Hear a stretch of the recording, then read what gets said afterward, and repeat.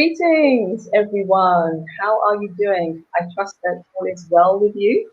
You are tuned into the Women in Political Leadership series, one of the Speak Up and Empower Real Talk conversations, coming to you from Ghana, from Power to Our Mothers Foundation Africa. If you're new to this, Power to Our Mothers Foundation Africa is a non-profit organization registered here in Ghana, with growing presences in the UK, Nigeria, Zambia, Kenya, and still growing. And the main mission is really to help women and girls to empower themselves on multiple levels, as a view to helping the relative country or nation equally empower itself. Speak Up and Empower, and especially Speak Up and Empower Africa, is one of our partnering organizations, a Canadian-based organization spreading its wings also into Africa. And it's an online organization which is contains lots of communities that are focused on building businesses, relationships, lots of different gatherings, really just to help people create the dreams that they would love. So do check them out when you have some time. If you are joining us for the first time, or even if you're not, please take like 5 seconds just to let us know, where are you joining us from? Like, where in the world are you joining us from? It's always good for us to know who we are connecting with. So without further ado, today's episode of the Women in Political Leadership series, I am really thrilled to have the guest we are joined with by today. That is the lovely Jacqui Burnett, who's a councillor. And Jacqui's a child of the Windrush Generation, you may have heard of, whose parents helped to rebuild Great Britain after the Second World War. And she was born within East London, well, the sound of Bow Bells of London, and grew up in Hackney. And she has lived in Luton for over 30 years, where she's now very active on the political scene, as we're going to find out. Jacqui is the chair of the Luton Windrush Partnership, chair of the Luton Sankofa Committee, and vice chair of the African Caribbean Community Development Forum Limited. And lastly, Jacqui, she's been a Luton councillor since 2007, so a fair old while, and is the portfolio holder for Safer and Stronger Communities. Among other things, she serves on the Arts Council South East as a school governor at 3 schools, is a director of Foxhall Homes, diversity officer at Hertfordshire and Bedfordshire Community Unite the Union, and chair of the Association Public Service Excellence, Income, Commercialisation and Trading Advisory Group. Wow, I should have taken some water before I tried to say that one. So enough of the accolades, there's a lot more. So let's, you're joining me now. Please do join me and give a warm virtual welcome to Ms. Jacqui Burnett. Jacqui, welcome to the platform. Hi, thank you. Thank you very much for the invitation. I'm really touched. Thank you. My absolute pleasure. It's been a while, but we managed to get here in the space of different power outages over here in Ghana. But yeah, I'm really happy to have you here. Please just greet our viewers and just tell us a little bit about yourself, I guess, outside of what I've shared here. Okay, so besides what you've already read out, I'm a mother, I'm a wife, I'm a daughter. Both my parents have died during the pandemic. I'm a friend. I love my friends, and I've been blessed to have friends that have lasted like a lifetime, and not everybody can say that. I'm a person of strong faith, so I believe in the higher being. I think over the years my understanding has evolved. So yeah, and I believe in faith. I think the challenges I've gone on is about how religion has been used to control us. So that's some of my journey. I'm an avid believer about equality and about education. Yes, so we can see from the things that you're involved in terms of being the governor and on the diversity side of things. But if we can kick off and you know, just let our viewers know, what is it that first got you interested in politics, and you know, how did you get involved from there? Well, as a child, I think my parents and people that when I talk to and look back, they think, oh, we've always knew you were going to go into politics, Jacqui, because you've always got an opinion. I never felt that way as a child. I like to discuss, but what was the catalyst for me is that in 2006, I was made redundant. I was quite at risk because in the UK and America shows that up across the world, when there's any reorganisation, irrespective of legislation on equality and that, who always gets made redundant somehow? Us blacks, yeah? Yes. It's never you, it's just the role, the job, the role, we don't need the role anymore. So I went through that, and then my eldest at the time was transferring schools, so she was going from the primary sector to the secondary sector. And the government at the time has been saying, parents, you have the choice. You can choose where you're going to send your kids in. So I went along with that as a single mom, because I was a single mom. So I did the open days, you know, bring the little one, so the two have to go. If you've got two, if you're a single mom, the younger child always gets tagged along, bless them. Yes, exactly. They like it or not. So I did the open evenings after working a full day, and filled in my application, and I stated my preference, and I said I didn't want my catchment school because it's failing. And I did a nice letter explaining why I didn't want it. And then the system gave me the school I didn't want. So I was not very happy. Yeah. I did a nice long letter to the head of education saying you're wasting parents' time, because you may as well just give me the school and then I go through the appeal process, which is what I ended up doing. So I learned that it's not really you choose the school, you've got to be strategic. It's the school choose you. Yeah. So if you're not thinking ahead about where you want your children to be, you get battered and bruised.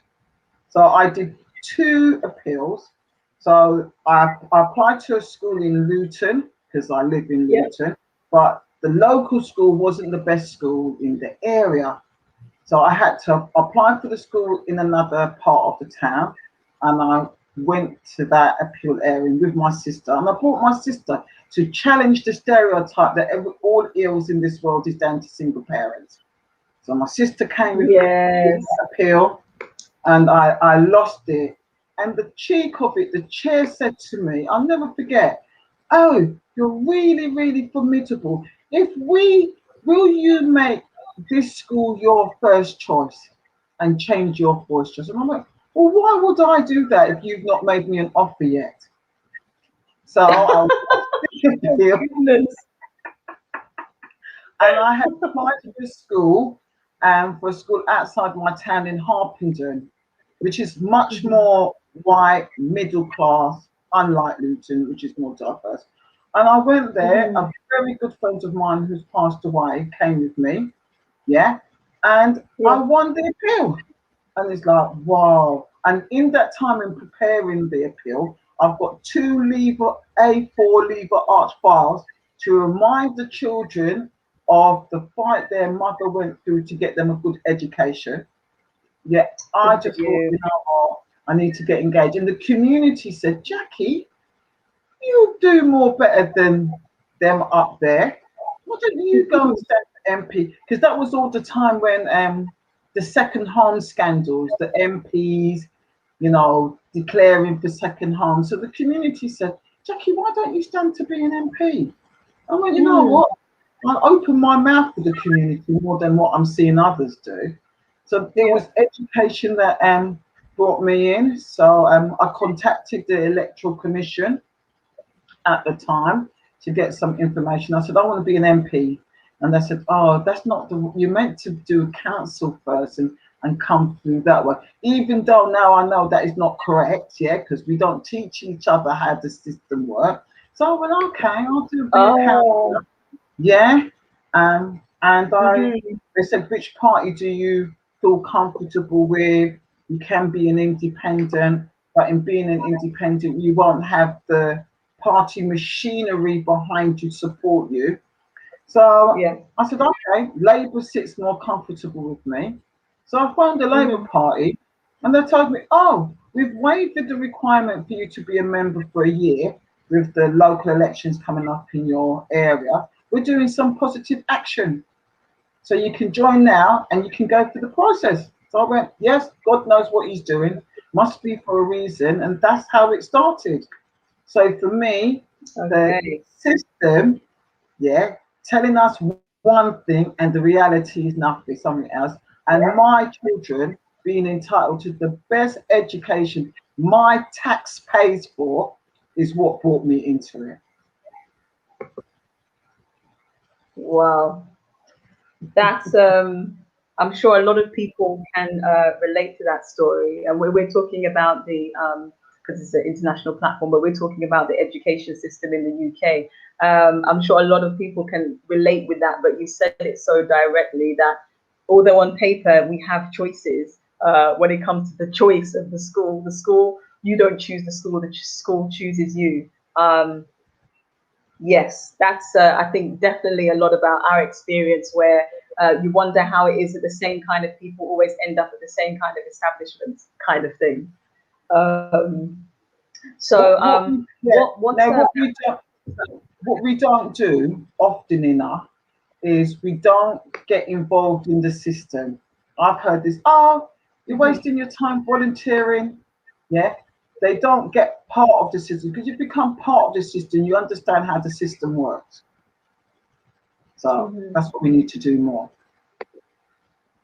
Yes, that's a very valid point because I can say I'm guilty of thinking about, well, you know, and I'm sure a lot of people can relate to that. For instance, when it comes, especially when it comes to election time, it's like, well, what's the point? What's really going to change? But what I'm hearing from you is like, well, in my own summary, it's like, well, nothing's going to change if you don't get in there somewhere to help do something. Would you agree? I totally, I mean, when I started to get involved, I remember I got friends, these are mainly African heritage friends, saying, you're wasting your time. Oh, why are you doing that? There's no money in it and all that. And years later, the same people telling me I'm wasting my time has come to me to ask for help. Now, if I didn't spend the time to get involved, to learn the system, to understand, yeah, I wouldn't have been there to help them. Yeah, and that's what the other communities do.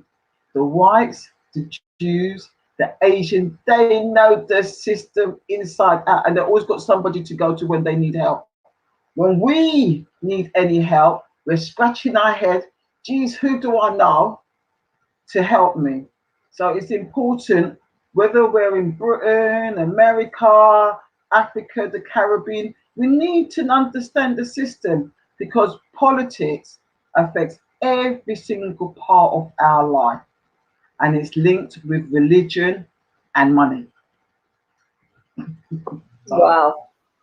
That's like the topic for a whole nother show. indeed. I was going to say, yeah, literally, I think politics is life, but like politics is life. I can't think of, you know, what decisions that are taken that in some shape or form are not related to politics. But it's like, and I'm sure we'll hear more about your experience, the stigma, I'll just call it what it is, you know, the stigma that still exists around that, depending on your experience, you know, of it. And you just think, well, no, clearly it's not for me because I don't see anything that it's doing, you know, literally for me. But like you're saying, well, maybe you can see that on the one hand, but if you don't somehow engage with it, then how will there ever be an alternative, you know, outcome?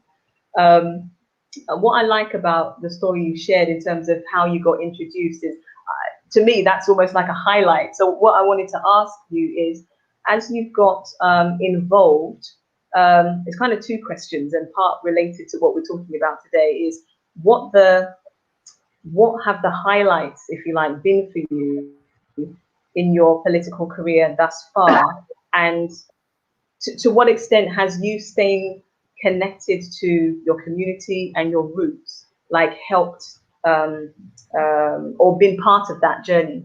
Yeah.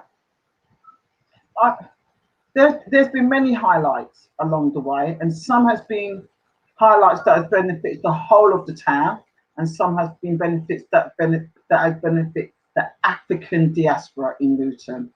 So, like one of the things I've recently done is led as a part of my portfolios that I've had on the cabinet a joint venture, and I'm really happy about that. So I've worked with officers, and we've set it up. We set up a partnership, a partnership that is limited.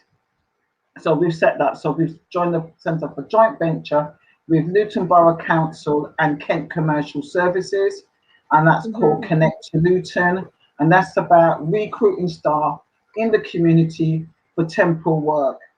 So if they want, so they can come and work to Luton on a temporal basis, and it achieves some of our objectives in keeping the Luton pound in Luton for longer, to ensure that we pay higher than so we sort of set like what is the living wage we aspire for Luton, because Luton's looked down a lot, and that's another reason I got into politics, because I got fed up of everybody dogging down my town.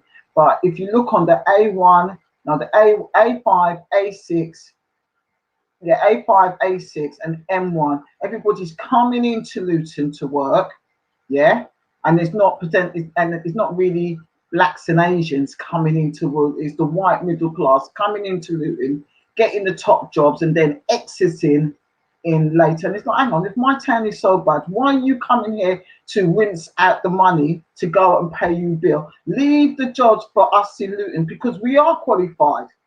So that's the sort of thing for me. The joint venture will raise up people's expectation, and we're doing for self, because it's a partnership that Luton Borough Council has formed with Kent Commercial Services. So that will benefit the town. But for the African diaspora, what I'm really proud of is like on Windrush Day now, this last year on the 22nd of June, and forever now, the Windrush flag will be raised at Luton Town Hall. So those who have conveniently forgotten about the black community being in Luton, they won't forget anymore, because the Windrush flag will be flying up there for the generation that came and rebuilt this town and worked in Foxhall and worked at Electrolux with the Asians and the Irish. Because some people, some part of the community just want to erase that the black community has been here and contributed a lot. So I'm really proud of that. And to see the elders come out, that was lovely. Yeah, my elders coming out was really a good thing.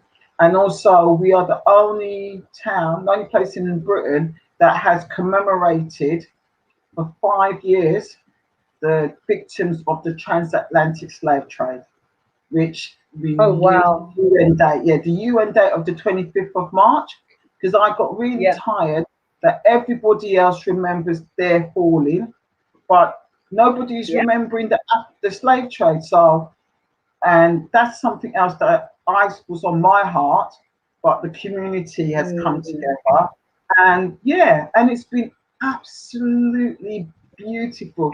We've reflected, and people's come and say, oh, it's been spiritual.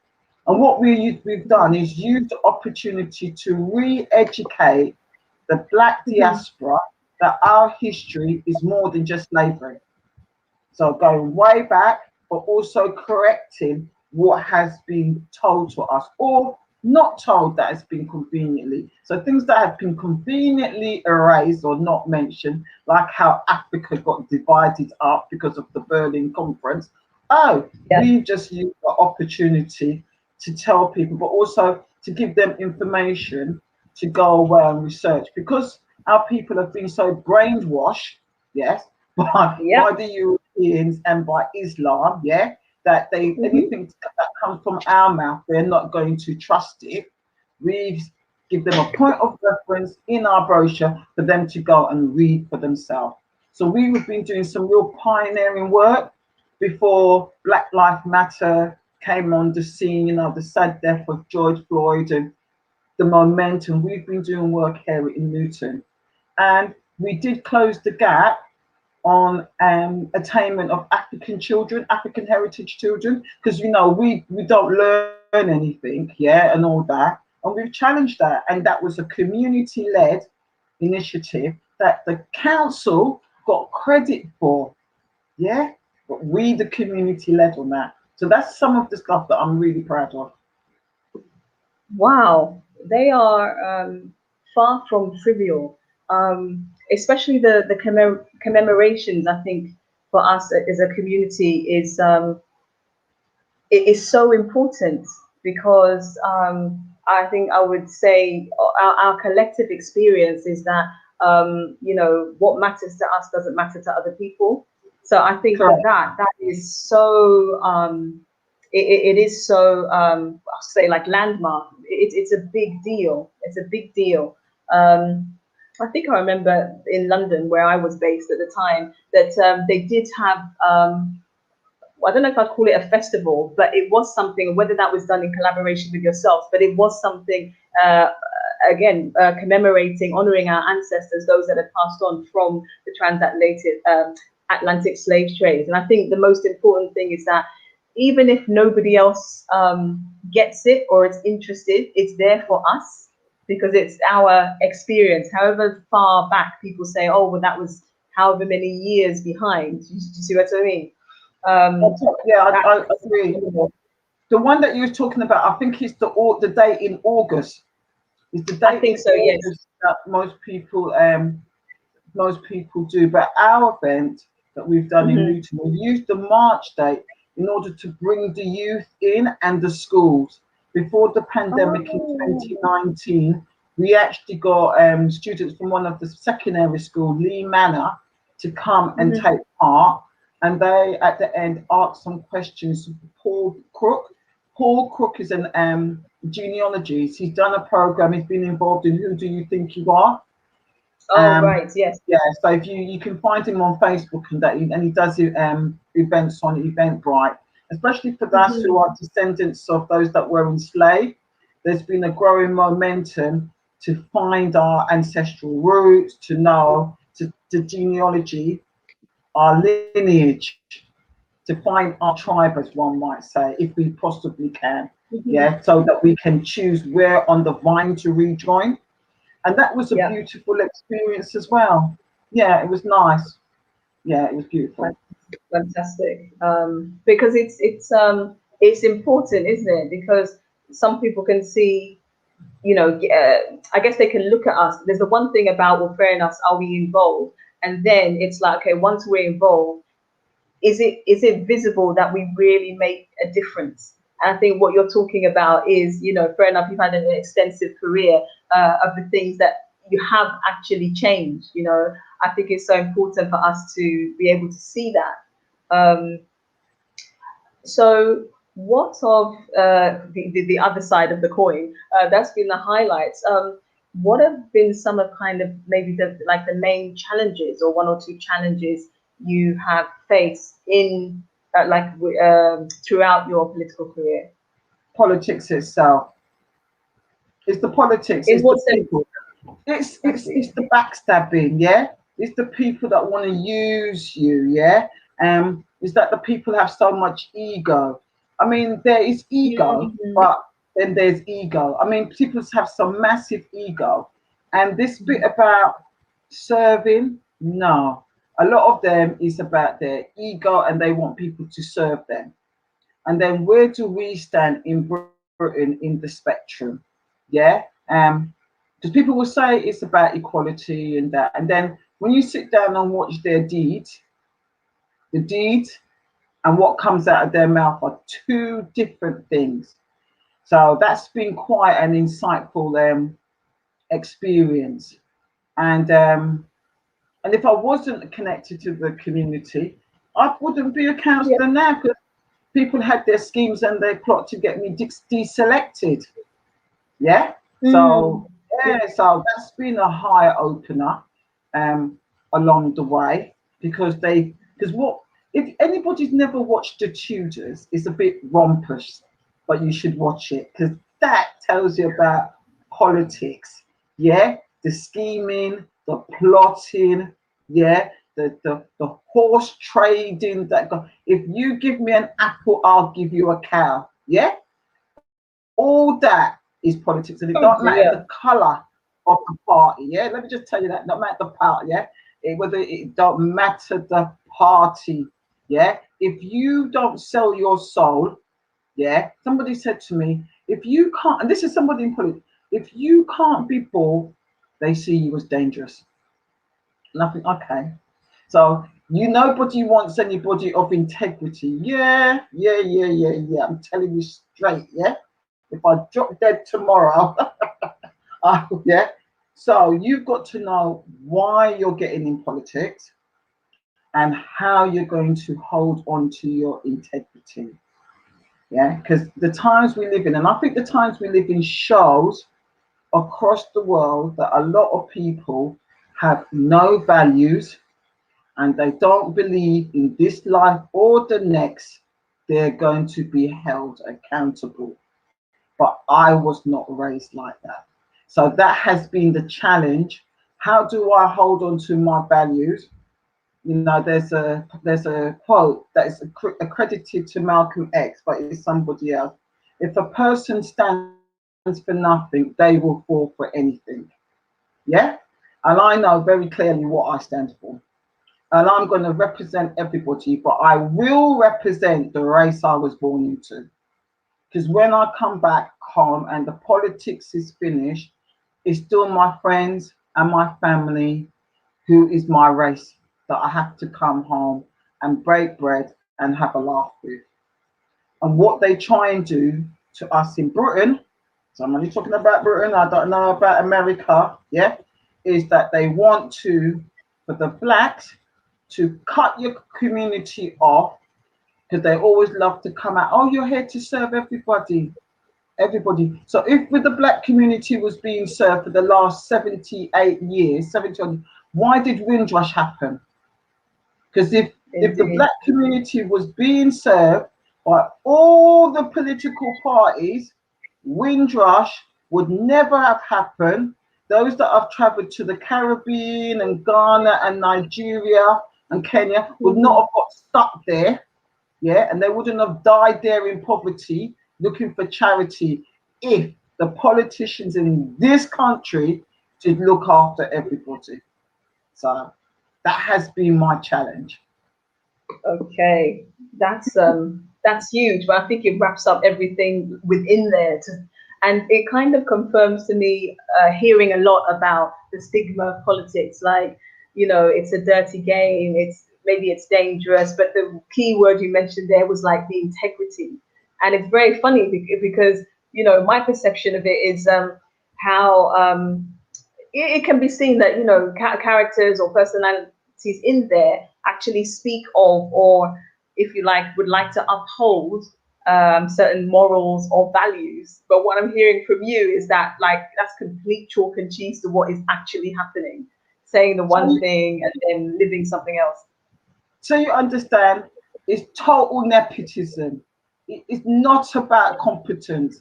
You could be the most competent, unless we're in a time of change. So things are changing, yeah? But I have seen the most incompetent person get senior roles and the most competent person get passed over. So it's not about competence, yeah? It's about the trading. I've seen it with my own two eyes and hear it with my own ears. And then later on, people saying, oh, I'm amazed how that person could get a job that like that. And because it was all about nepotism, yeah? That's what it is. And Boris Johnson has shown that, you know, who knows who, yeah? The owner of Dyson has got his telephone number. Blip, blip, blip, blip, blip, blip. Hello, mate. What can you do for me? Oh wow! Thank you for calling out straight. No sugarcoating that one. It is what it is. So I must ask this question because we still do need.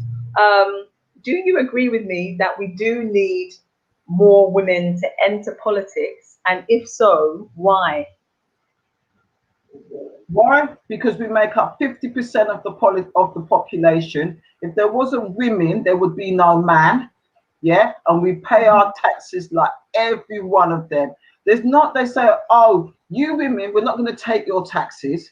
Yeah, and we're just going to tax the men. Once we work, we pay our tax. No taxation without representation. End of. Yeah, we pay our taxes, so we should be round the table. And it's also about the lived experience, the formation of policies. Yeah, we need to be around there, because my experience as a woman and a black woman is going to be different to a white woman, an Asian woman, a Chinese woman, yeah, and a white man or a black man. Our experience is going to be different. So when a policy is coming, we can have the challenge and conversation to understand another person's shoes. Yeah, who's that policy is going to impact on.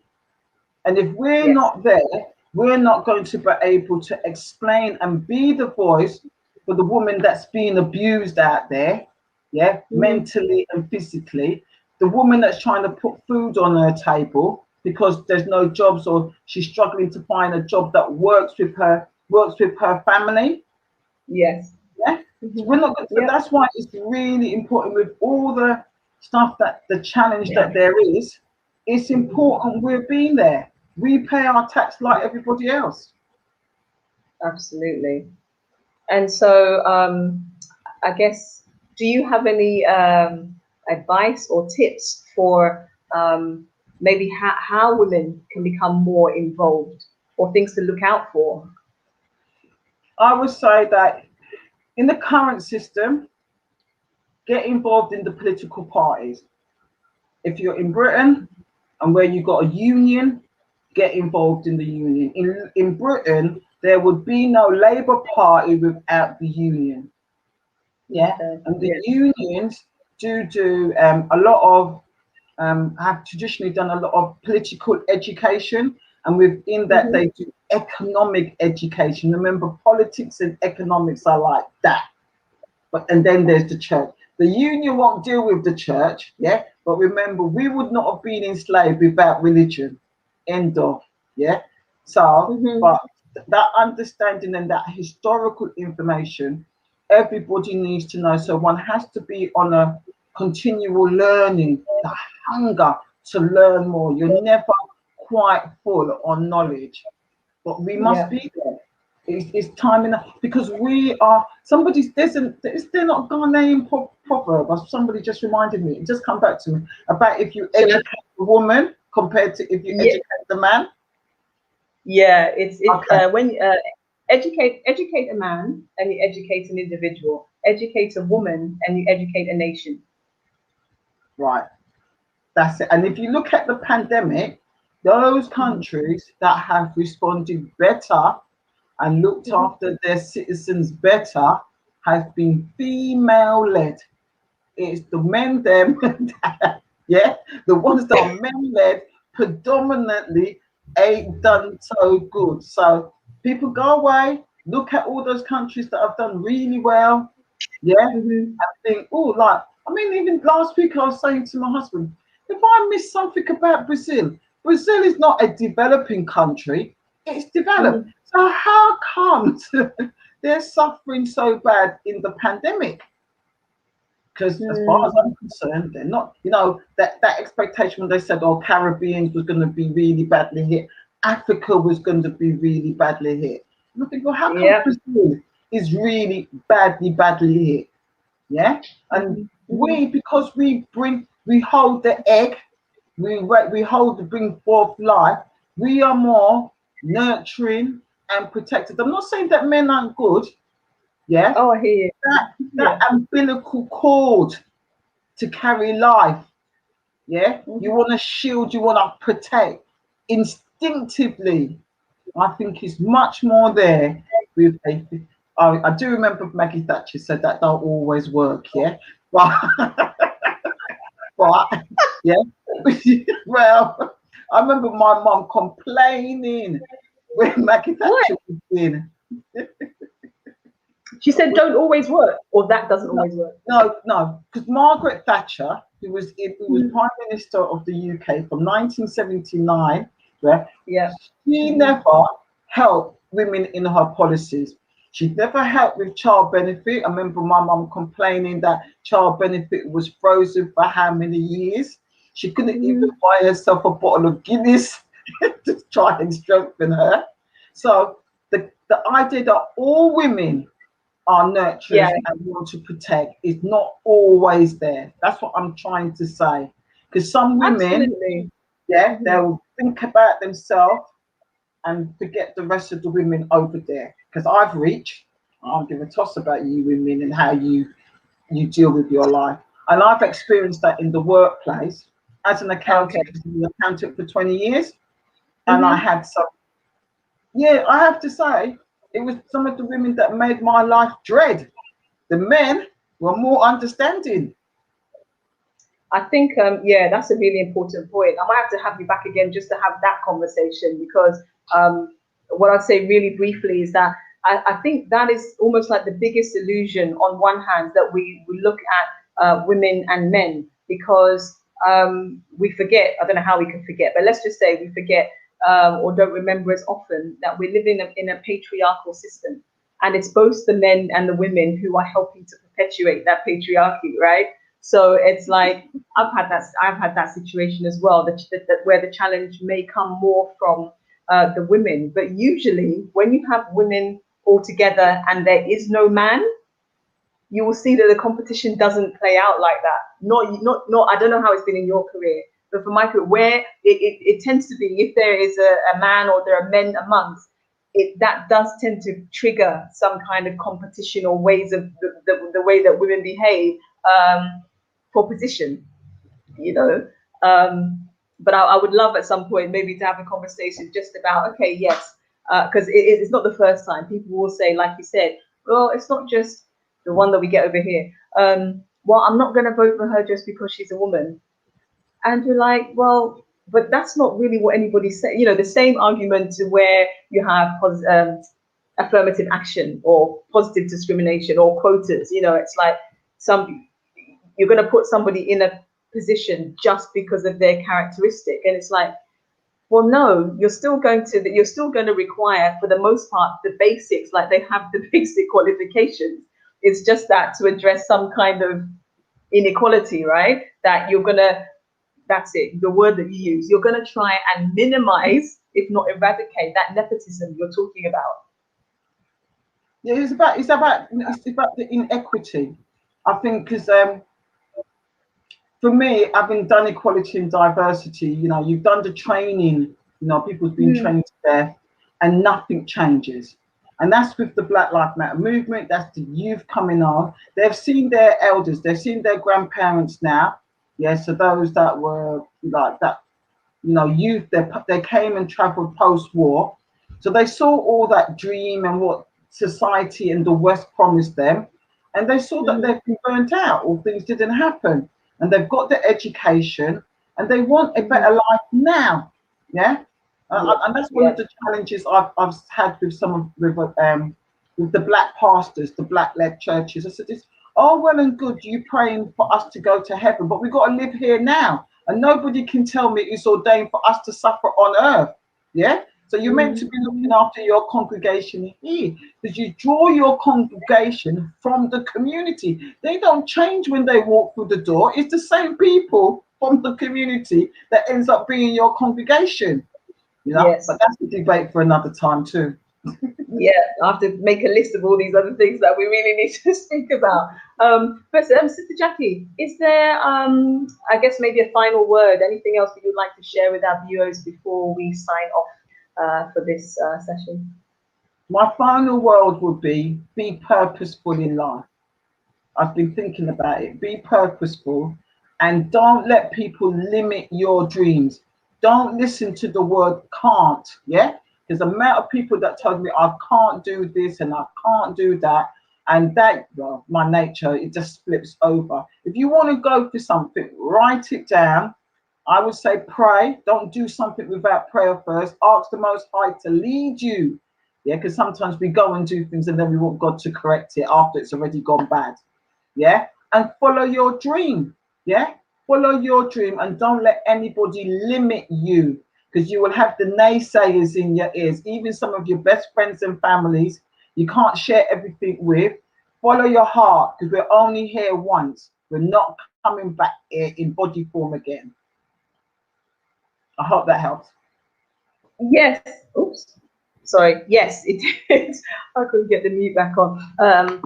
Thank you so much, Jacqui, for joining us. Like I said, there are a number of things there that I think in themselves, they all could deal with like a, another hour conversation.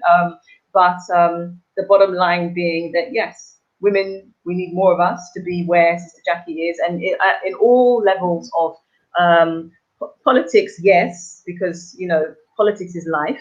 But I would add in any form of major leadership, anything that Sister Jacqui was talking about is that anything that impacts our lives, our voice needs to be there so that we can give a broad perspective of, how actually we are affected.